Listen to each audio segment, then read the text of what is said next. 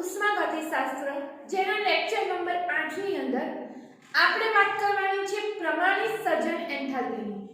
આના અગાઉના લેક્ચરોમાં એન્થાલ્પીના અલગ અલગ પ્રકારો તેમાં આપણે વાત કરીએ તો પ્રક્રિયા એન્થાલ્પી વિશે, પ્રક્રિયાની જે પ્રમાણિત એન્થાલ્પી હતી પ્રમાણિત એન્થાલ્પી વિશે, કલા રૂપાંતરણ એન્થાલ્પીની અંદર વિવિધ પ્રકારના જે પ્રકાર હતા ગલન એન્થાલ્પી, ઉર્ધ્વપાતન એન્થાલ્પી, બાષ્પાયન એન્થાલ્પી જેના વિશે આપણે અગાઉના લેક્ચરોની અંદર ચર્ચા કરી ગયા। હવે તેના પછી વાત કરવાની છે પ્રક્રિયાની સર્જન એન્થાલ્પી। પ્રક્રિયાની સર્જન એન્થાલ્પીની અંદર આપણે જે 1 મોલ પદાર્થનું નિર્માણ થતું હશે આ 1 મોલ પદાર્થ તેના તત્વો જેની પ્રમાણિત અવસ્થામાં જે એની સ્થાયી અવસ્થા હશે તેની અંદર લીધેલા હોય અને ત્યારે જો 1 મોલ પદાર્થનું નિર્માણ થતું હોય તો એ વખતે જે એન્થાલ્પી ફેરફાર સંકળાયેલો હશે તે કહેવામાં આવતો હશે પ્રમાણિત સર્જન એન્થાલ્પી ફેરફાર। તો પ્રમાણિત સર્જન એન્થાલ્પીની અંદર જે 1 મોલ પદાર્થના નિર્માણ માટે જે તત્વો લીધેલા હશે આ તત્વો તેની પ્રમાણિત સ્થિતિમાં લીધેલા હોવા જોઈએ। દાખલા તરીકે આપણે વાત કરીએ છીએ પાણીનો અણુ બનાવવો હોય છે, પાણીનો 1 મોલ અણુ બનાવવો હોય તો પાણીનો 1 મોલ અણુ બનાવવા માટે હાઇડ્રોજન અને ઓક્સિજનની જરૂર પડે। હવે હાઇડ્રોજન અને ઓક્સિજનની જરૂર પડે તો જે આપણે પાણી માટે કહીએ હાઇડ્રોજન ગેસ સ્વરૂપમાં હશે, ઓક્સિજન કહીએ તો એ ઊંડું રૂપે ગેસ ફોર્મમાં હશે અને હાઇડ્રોજન અને ઓક્સિજન એ બંને ભેગા થઈ H2O લિટર આનો 1 મોલ અણુ બનાવતા હશે। અહીંયા તમારે ઓક્સિજનનો 1/2 અણુ લેવો પડે।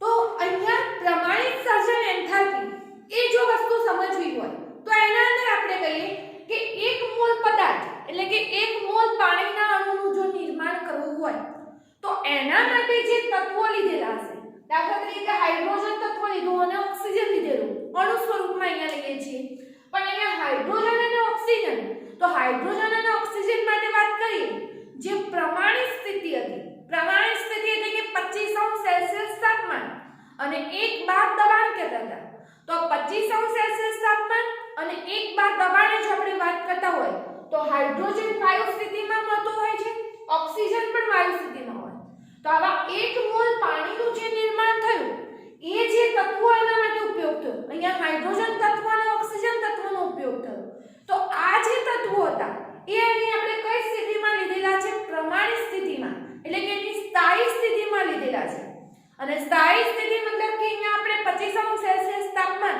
અને 1 બાર દબાણે જે તત્વોની સ્થાયી અવસ્થા હતી તેને આપણે પ્રમાણિત સ્થિતિ ગણેલી છે। એટલે આ પ્રમાણે જ્યારે 1 મોલ પદાર્થનું નિર્માણ થયેલું હોય તો આવી વખતે જે એન્થાલ્પી ફેરફાર સંકળાય છે આ એન્થાલ્પી ફેરફારને કહેવામાં આવતું હતું પ્રમાણિત સર્જન એન્થાલ્પી। આપણે ઉદાહરણ સમજી લીધું, ઉદાહરણ ઉપરથી હવે વ્યાખ્યા સમજવાનો પ્રયત્ન કરીશું। તો જોઈએ વ્યાખ્યા કે 1 મોલ પદાર્થની તેના તત્વો જે તેમની સ્થાયી અવસ્થામાં છે એટલે કે આપણે કહેવાની રચના કરવાની છે 1 મોલ પદાર્થની પણ આ 1 મોલ પદાર્થની તેના તત્વો જે તેની સ્થાયી અવસ્થામાં છે તેમાંથી રચાય છે ત્યારે થતો એન્થાલ્પી ફેરફાર। હવે અહીંયા જુઓ 1 મોલ પદાર્થ એટલે કે કયો 1 મોલ પાણીનો હવે એની રચના ક્યારે થઈ કે જેમાંથી રચાયો એ તેના તત્વો કેવા હતા એની સ્થાયી અવસ્થામાં હતા અને સ્થાયી અવસ્થામાં હતા તેમાંથી રચાયો તો ત્યારે થતો એન્થાલ્પી ફેરફાર તેને શું કહેવામાં આવશે પ્રમાણિત સર્જન એન્થાલ્પી। અહીંયા 1 મોલ પદાર્થની તેના તત્વો જે સ્થાયી અવસ્થામાં છે સ્થાયી અવસ્થાને સંદર્ભ અવસ્થા તરીકે પણ ઓળખવામાં આવે છે તો તેના સ્થાયી અવસ્થામાં છે તેમાંથી 1 મોલ પદાર્થ રચાય છે ત્યારે થતો જે એન્થાલ્પી ફેરફાર હતો તેને ઓળખવામાં આવતો તો પ્રમાણિત સર્જન એન્થાલ્પી તરીકે। પ્રમાણિત સર્જન એન્થાલ્પી ડેલ્ટા HF વડે દર્શાવાય છે। ડેલ્ટા HF જે કહીએ સર્જન માટે શબ્દ વપરાતો ફોર્મેશન અને એના ઉપરથી અહીંયા F લીધેલો છે ડેલ્ટા HF એટલે કે ડેલ્ટા HF આપેલું હોય તો એ સર્જન એન્થાલ્પીનું મૂલ્ય હતું। ત્રીજું સ્થાયી અવસ્થા આપણે શેના ઉપરથી નક્કી કરેલી તો સ્થાયી અવસ્થા કહીએ પ્રમાણિત અવસ્થા, જે આપણે આખી પ્રમાણિત સ્થિતિ સ્વીકારી લીધી. પ્રમાણિત સ્થિતિ જે આપણે કહીએ 25°C તાપમાન અને 1 બાર દબાણ, જે તત્વોની 25°C તાપમાન અને 1 બાર દબાણ જે સ્થિતિ રહેલી હોય તેને આપણે તેની પ્રમાણિત અવસ્થા કહીએ છીએ. દાખલા તરીકે વાત કરીએ 25°C તાપમાન અને 1 બાર દબાણ જો વાત કરતા હોય તો 25°C તાપમાન અને 1 બાર દબાણ, તો એ વખતે જે હાઇડ્રોજન છે આ હાઇડ્રોજન કઈ સ્થિતિમાં આપણને મળતું હોય છે? વાયુ સ્થિતિમાં. હાઇડ્રોજન જો વાયુ સ્થિતિમાં મળે છે તો H2 ની પ્રમાણિત સ્થિતિ શેના રૂપે લખાય છે? ગેસ સ્વરૂપે.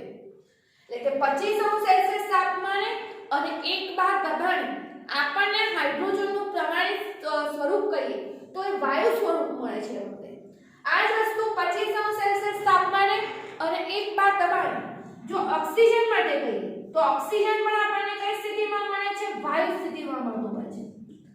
આ જ રીતે જો આપણે કહીએ તો ઓક્સિજન અને હાઇડ્રોજન બંને માટે તો કીધું વાયુ સ્વરૂપે. જો કાર્બનનું સ્વરૂપ લીધું હોય, કાર્બનનું 25°C તાપમાને અને 1 બાર દબાણે જો સ્વરૂપ કહીએ તો કાર્બન આપણને શેના રૂપે? ઘન સ્થિતિમાં મળતો હતો. અને ઘન સ્થિતિમાં કાર્બન સોલિડ ગ્રેફાઇટ રૂપે લખાય છે. એટલે કે કાર્બનનું 25°C તાપમાન અને 1 બાર દબાણે જો પ્રમાણિત સ્વરૂપ કેવો, પ્રમાણિત સ્થિતિ કેવી હોય તો કાર્બન આપણને એ વખતે ઘન સ્થિતિમાં મળી આવતો છે. ગ્રેફાઇટ રૂપે જે કાર્બન મળતો હતો તેની વાત કરી છે. સલ્ફરનું જો સ્વરૂપ આપણે કહીએ 25°C તાપમાને અને 1 બાર દબાણે તો સલ્ફરનું શું સ્થાયી સ્વરૂપ કઈ પ્રમાણિત તે સ્વરૂપ? તો સલ્ફર આપણને શેના રૂપે? રોમ્બિક સલ્ફર રૂપે. તો આ રોમ્બિક સલ્ફર રૂપે સલ્ફર એ વખતે પ્રાપ્ત થાય છે. તો આ રોમ્બિક સલ્ફર એ સલ્ફરની પ્રમાણિત સ્થિતિ હોય છે.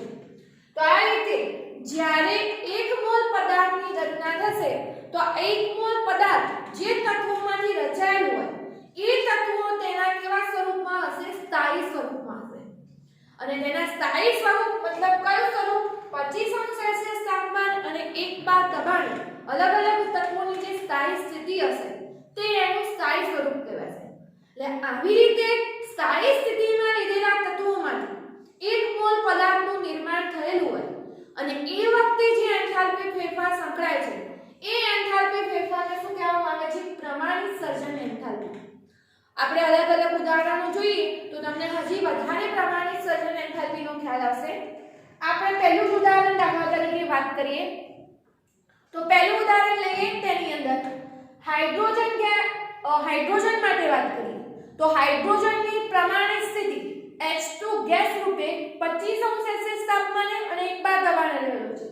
ઓક્સિજન પણ એ જ રીતે પ્રમાણિત સ્થિતિમાં રહેલો છે અને તેના બંને વચ્ચે પ્રક્રિયા થવાથી H2O લિટર જે પાણી કહીએ, પાણીનો જે 1 મોલ મળે છે, આ પાણીનો 1 મોલ બને છે એ વખતે હવે 1 જ મોલનું નિર્માણ થયું. એટલે પાણી જે પદાર્થ બન્યો 1 મોલ, પણ જે હાઇડ્રોજન અને ઓક્સિજનની કેવી સ્થિતિમાંથી બન્યો છે?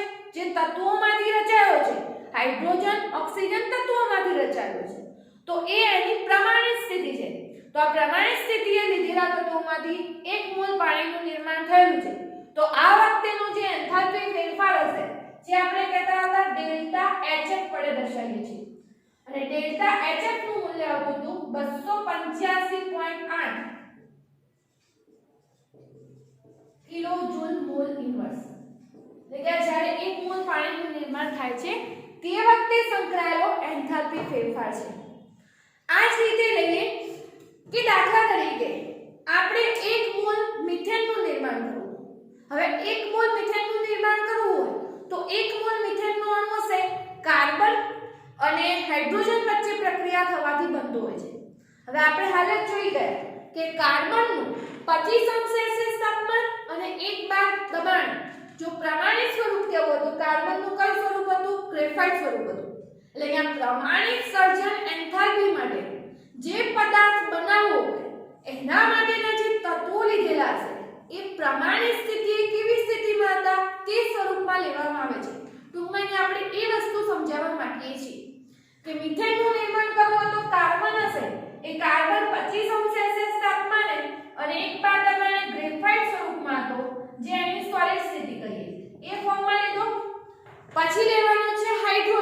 કારણ કે કાર્બન અને હાઇડ્રોજનથી મિથેનનો એક મોલ બનતો હોય છે. હાઇડ્રોજનની વાત કરીએ તો હાઇડ્રોજનનું નિર્માણ જે હતું 25 સેલ્સિયસ તાપમાન અને 1 બાર દબાણ. જો વાત કરતા હોઈએ તો હાઇડ્રોજન આપણને કયા ફોર્મમાં મળતો હતો? ગેસ ફોર્મમાં મળતો હતો. અને તેની મદદથી જે મિથેન CH4 ગેસ કહીએ તેનું જે નિર્માણ થશે CH4 નો અણુ મળશે. અહીંયા સમીકરણ સંતુલિત કરવા માટે હાઇડ્રોજન 4 તો અહીંયા 2 વડે ગુણવામાં આવ્યું હતું. પરંતુ અહીંયા જે મિથેનનો અણુ મળ્યો કેટલા મોલ મળ્યો છે? 1 મોલ મળ્યો. આ 1 મોલ મિથેન જે તત્વોમાંથી બનાવેલો છે એ તત્વો એની કેવી સ્થિતિમાં છે? સ્થાયી અવસ્થામાં છે. સ્થાયી અવસ્થા એટલે પ્રમાણિત સ્થિતિ છે 25 સેલ્સિયસ તાપમાન અને 1 બાર દબાણે જેની અવસ્થા હતી એ સ્થાયી અવસ્થા કહેવાય. કાર્બનની બી 25 સેલ્સિયસ તાપમાનની સ્થિતિ છે. હાઇડ્રોજન તત્વ લીધેલું છે એની પણ સ્થાયી સ્થિતિ. એટલે કે અહીંયા 1 મોલ મિથેનનું નિર્માણ જેમાંથી થયેલું છે તે તત્વો આપણે પ્રમાણિત સ્થિતિમાં લીધેલા છે. પ્રમાણિત સ્થિતિમાં લીધેલા છે મતલબ કે અહીંયા આપણે સર્જન એન્થાલ્પી પ્રમાણિત સર્જન એન્થાલ્પી સંકળાયેલી છે અને આ પ્રમાણિત સર્જન એન્થાલ્પીનું મૂલ્ય કહીએ ડેલ્ટા HF. અને પ્રમાણિત સ્થિતિમાં હોય એટલે આપણે ઉપર આ રીતે નોટનું ચિહ્ન કરીએ છીએ. તો આ પ્રમાણિત સર્જન એન્થાલ્પીનું મૂલ્ય હતું -74.81 કિલોજૂલ મોલ ઇન્વર્સ. અહીંયા પણ માઈનસ આપું છું -74.81 કિલોજૂલ મોલ ઇન્વર્સ. અને માઈનસ આ મતલબ કે બધી પ્રક્રિયાઓ જે કહીએ એ કેવા પ્રકારની હશે? ઉષ્માક્ષેપક પ્રકારની પ્રક્રિયાઓ. જ્યારે એન્થાલ્પી ફેરફારમાં માઈનસ ચિહ્ન આવતું હશે ત્યારની વાત કરીએ. તો આ જોયું આપણે 1 મોલ મિથેનના નિર્માણની પ્રક્રિયા. આ જ રીતે આપણે 1 મોલ ઇથેનોલનો અણુ બનાવવો છે. 1 મોલ ઇથેનોલનું નિર્માણ પણ કરીશું. તે પણ એની અંદર રહેલા પ્રમાણિત સ્થિતિમાં તત્વો. હવે આપણે ઇથેનોલ 1 મોલ બનાવવો હોય તો આપણે પહેલા તો જાણીએ છીએ ઇથેનોલનું સૂત્ર શું આવશે? C2H5OH. આ આપણે ઇથેનોલનું સૂત્ર કહેવાતા. હવે ઇથેનોલ બનાવવા માટે કાર્બન લેવાનો છે એની પ્રમાણિત સ્થિતિમાં, હાઇડ્રોજન હશે અને ઓક્સિજન હશે. પરંતુ 1 મોલ ઇથેનોલના નિર્માણ માટે અહીંયા જેટલા તત્વો વાપરવાના છે એ એની કેવી અવસ્થાઓમાં હોવા જોઈએ? સ્થાયી અવસ્થામાં. મતલબ કે 25 સેલ્સિયસ તાપમાન અને 1 બાર દબાણે જે એની અવસ્થા હોય તે એની સ્થાયી અવસ્થા કહેવાતી. તો આ સ્થાયી અવસ્થામાં અહીંયા આપણે તત્વો લેવાના છે. તો 1 મોલ ઇથેનોલના નિર્માણ માટે પહેલું તો કાર્બનની જરૂર પડશે. કાર્બન કઈ સ્થિતિમાં હતો? ઘન સ્વરૂપમાં. પ્લસ હાઇડ્રોજનની જરૂર પડશે. હાઇડ્રોજન આપણે કઈ સ્થિતિમાં હોય છે? વાયુ સ્થિતિમાં. તો H2 અહીંયા ગેસ ફોર્મમાં. અને ઓક્સિજન લઈએ છીએ. ઓક્સિજન પણ કયા ફોર્મમાં હોય છે? ગેસ ફોર્મમાં હોય છે. એટલે આ ત્રણે ત્રણ તત્વો ઇથેનોલના નિર્માણ માટે લીધેલા છે તે આપણે પ્રમાણિત લઈએ છીએ. પ્રમાણિત અવસ્થામાં લીધેલા છે અને એની મદદથી જે 1 મોલ ઇથેનોલ બનશે ઇથેનોલનું સૂત્ર C2H5OH. તો આ રીતે આપણે C2H5OH અને ઇથેનોલ આપણને કઈ સ્થિતિમાં? પ્રવાહી અવસ્થામાં મળશે એટલે લિટર. તો અહીંયા આ રીતે આપણને ઇથેનોલના અણુનું નિર્માણ થતું હતું. સમીકરણનું સંતુલન કરીએ તો અહીંયા કાર્બન 2 તો અહીંયા કાર્બન 2, હાઇડ્રોજન 5 ને 6 તો 3 વડે ગુણીશું, ઓક્સિજન 1 એટલે આપણે શું કરી દઈશું? 1/2 એનું સંતુલન કરવા માટે. અને આ વખતે પણ 1 મોલ જે ઇથેનોલનું નિર્માણ થયેલું છે આ 1 મોલ ઇથેનોલનું નિર્માણ કરવા માટે લીધેલા તત્વો જે છે એ એની પ્રમાણિત સ્થિતિએ લીધેલા છે. પ્રમાણિત સ્થિતિ આપણે અહીંયા તત્વો લીધેલા છે તો અહીંયા જે એન્થાલ્પી ફેરફાર સંકળાશે એ એન્થાલ્પી ફેરફાર પ્રમાણિત સર્જન એન્થાલ્પી ફેરફાર હશે.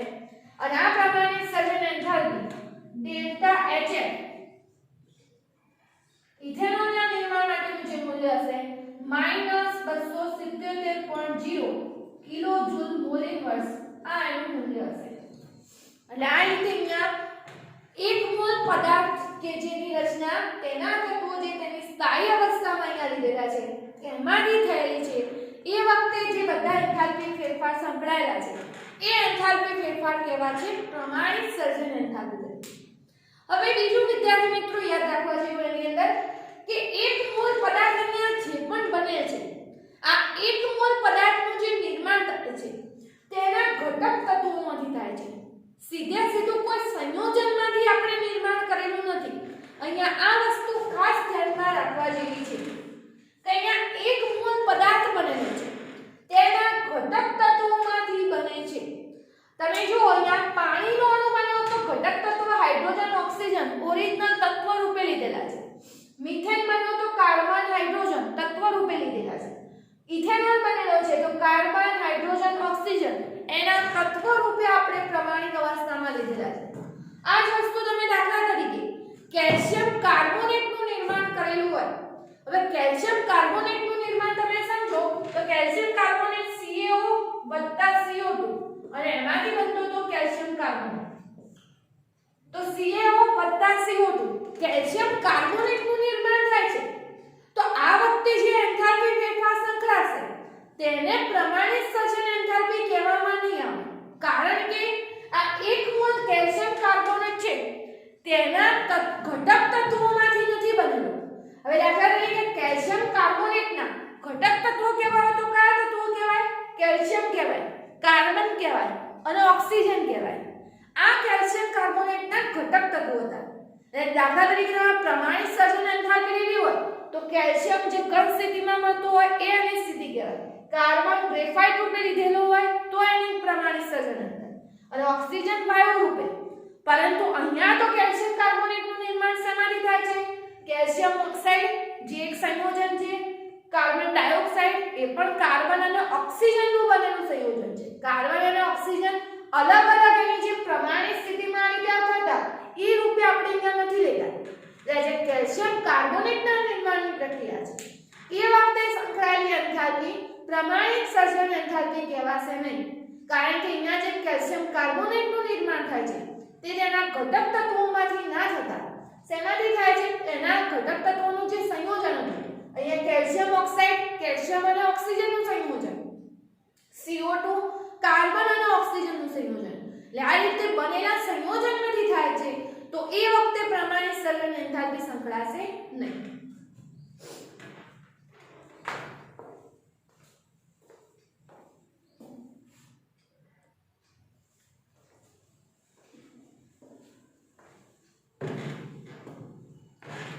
આપણે વાત કરી કેલ્શિયમ કાર્બોનેટની કે જે કેલ્શિયમ કાર્બોનેટનું નિર્માણ થાય છે તે વખતે સંકળાયેલી જે એન્થાલ્પી હશે તે પ્રમાણિત સર્જન એન્થાલ્પી ગણવામાં નથી આવતી, કારણ કે કેલ્શિયમ ઓક્સાઇડ જે સોલિડ સ્થિતિમાં હશે પ્લસ CO2 જે ગેસ ફોર્મમાં હશે તેની મદદથી કેલ્શિયમ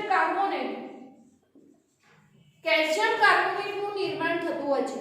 અને આ કેલ્શિયમ કાર્બોનેટનું નિર્માણ થાય છે એ વખતે જે સંકળાયેલી એન્થાલ્પી હશે તે પ્રમાણિત સર્જન એન્થાલ્પી ના કહેવાતા તેને કહેવામાં આવતું હતું પ્રક્રિયા એન્થાલ્પી ડેલ્ટા HR.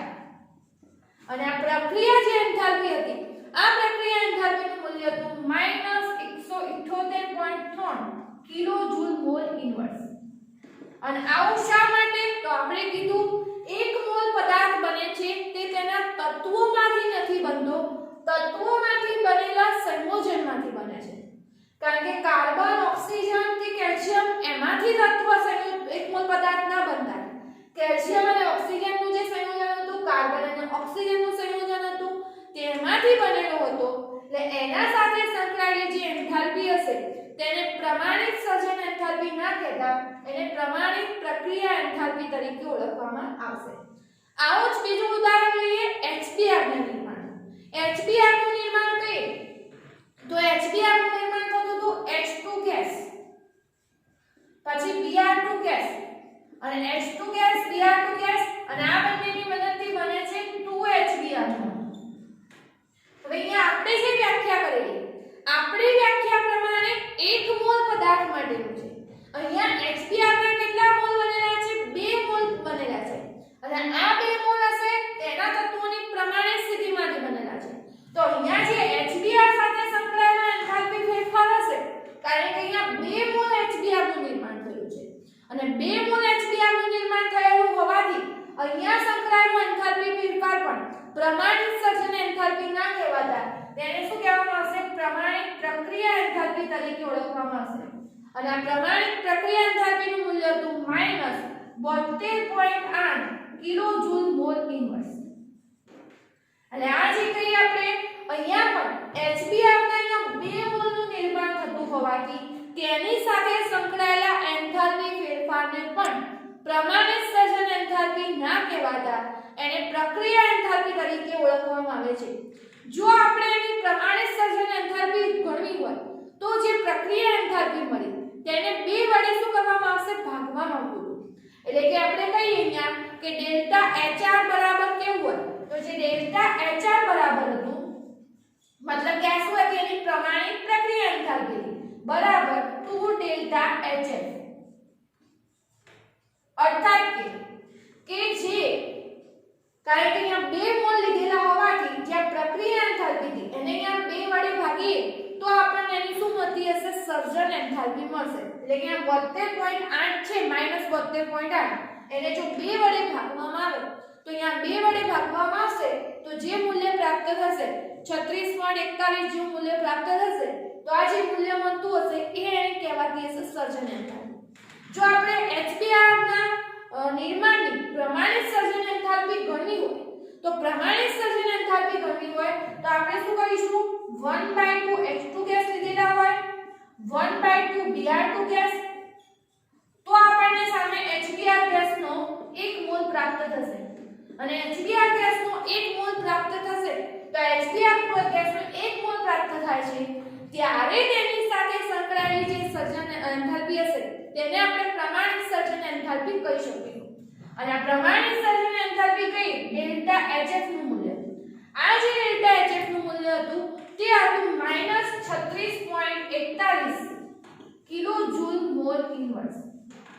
અને જે આપણે કહીએ આ જે મૂલ્ય હતું તેના ભાગ્યા 2 કરીએ અને જે મૂલ્ય પ્રાપ્ત થાય છે. એટલે ખાસ ધ્યાનમાં રાખવાની વાત કે પ્રમાણિત સર્જન એન્થાલ્પી ક્યારે નહીં કહેવાય કે જ્યારે 1 મોલ પદાર્થ તત્વો જેના ઘટક તત્વો હશે તેમાંથી બનેલો ના હોય તો પ્રમાણિત સર્જન એન્થાલ્પી ના કહેવાતા પ્રક્રિયા એન્થાલ્પી કહેવાશે. અને અહીંયા જો 2 મોલ પદાર્થનું નિર્માણ થયેલું હોય તો 2 મોલ પદાર્થ બનેલો હોય ત્યારે પણ એની પ્રમાણિત સર્જન એન્થાલ્પી ના કહેવાતા એની શું કહેવાશે? પ્રમાણિત પ્રક્રિયા એન્થાલ્પી. જેને અહીંયા જે મોલ હોય એની સંખ્યા વડે ભાગવામાં આવે તો એ વડે આપણે પછી એની સર્જન એન્થાલ્પી પ્રાપ્ત કરી શકીએ. એટલે આ વસ્તુનું એક ખાસ ધ્યાન રાખવું. પછી બીજી વાત કે જ્યારે પ્રમાણિત સ્થિતિમાં કોઈ તત્વો લીધેલા હોય આ પ્રમાણિત સ્થિતિ જે તે તત્વની પ્રમાણિત સર્જન એન્થાલ્પી હશે આ પ્રમાણિત સર્જન એન્થાલ્પીનું મૂલ્ય 0 ગણવામાં આવતું હતું. દાખલા તરીકે આપણે કાર્બન જે હશે કોઈ પ્રક્રિયામાં સીધો કાર્બનનો ઉપયોગ થાય છે ગ્રેફાઇટ અને સોલિડ રૂપે.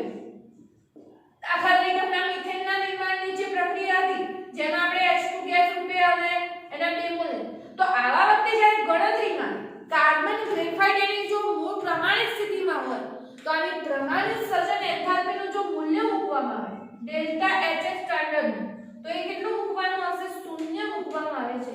તમને રકમમાં આપેલું હોય કે ના આપેલું હોય પણ કોઈ પ્રક્રિયા માટે જ્યારે તમે એન્થાલ્પી ફેરફારોની ગણતરી કરતા હોય ત્યારે જે પ્રમાણિત સર્જન એન્થાલ્પી ફેરફાર છે આ પ્રમાણિત સર્જન એન્થાલ્પી ફેરફાર તત્વો તેની જો પ્રમાણિત સ્થિતિમાં લીધેલા હોય એટલે કે કાર્બન એની ઘન સ્થિતિમાં હાઇડ્રોજન ઓક્સિજન વાયુ સ્થિતિમાં તો આવી પ્રમાણિત સ્થિતિમાં જો ઘટક તત્વો હોય તો તેની પ્રમાણિત સર્જન એન્થાલ્પીની જે મૂલ્યો લેતા હતા આ પ્રમાણિત સર્જન એન્થાલ્પીના મૂલ્યો કેવા ગણવામાં આવશે? 0 ગણવામાં આવતા હતા. આ વાતનું ખાસ અહીંયા ધ્યાન રાખવાનું રહેશે તમારે. એ દાખલાની ગણતરીઓ માટે તમને મદદરૂપ થશે. તો આ ઉદાહરણોથી મદદથી ખાસ સમજવાનો અહીંયા પ્રયત્ન કરજો.